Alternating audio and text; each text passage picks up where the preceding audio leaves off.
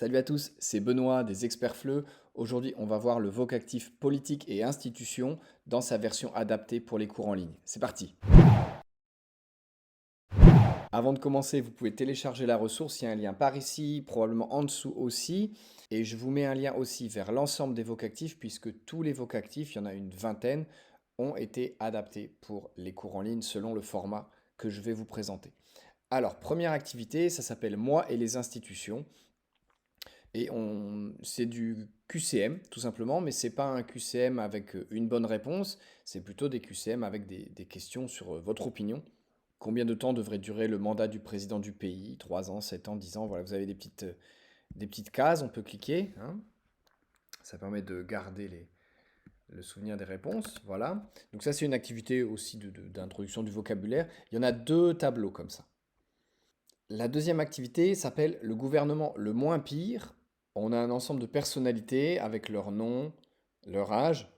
Si vous trouvez celui-là, là, il me fait beaucoup rire. Christina Turner, 40 ans, j'adore. Et il faut choisir, en fait, pour chacun de ces personnes, il faut choisir quel sera leur rôle. Donc, par exemple, on va pouvoir écrire ici dans la case, hein, bah, lui, ce sera je fais au hasard, bien sûr, le ministre des Affaires étrangères.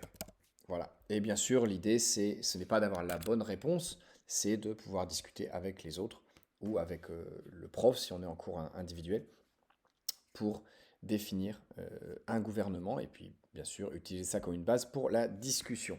Troisième activité qui s'appelle À la une d'aujourd'hui, il faut inventer la première page d'un journal selon différents types de pays. Alors un pays où il n'y a pas Internet, un pays de 30 habitants, un pays où personne ne sait lire, un pays où toutes les phrases doivent commencer par le président a dit que, un pays où tout le monde est végétarien, etc. etc. Et donc on a des photos qui sont imposées, il faut choisir le titre du journal, la date, le titre de la une, voilà.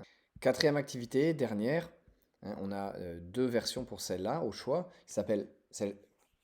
Cette activité s'appelle Allons manifester. Alors d'abord on va choisir qui sont les personnes qui vont manifester, et puis ensuite on va définir ensemble un certain nombre de constats, des revendications, des slogans, un itinéraire de manifestation, des actions prévues, le programme de la manifestation, etc. etc.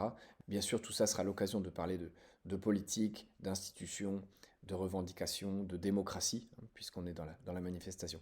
Voilà, j'espère que ces 4 activités vous seront utiles. N'hésitez pas à laisser un commentaire, à liker la vidéo, et puis on se retrouve très bientôt pour de nouvelles ressources. Salut!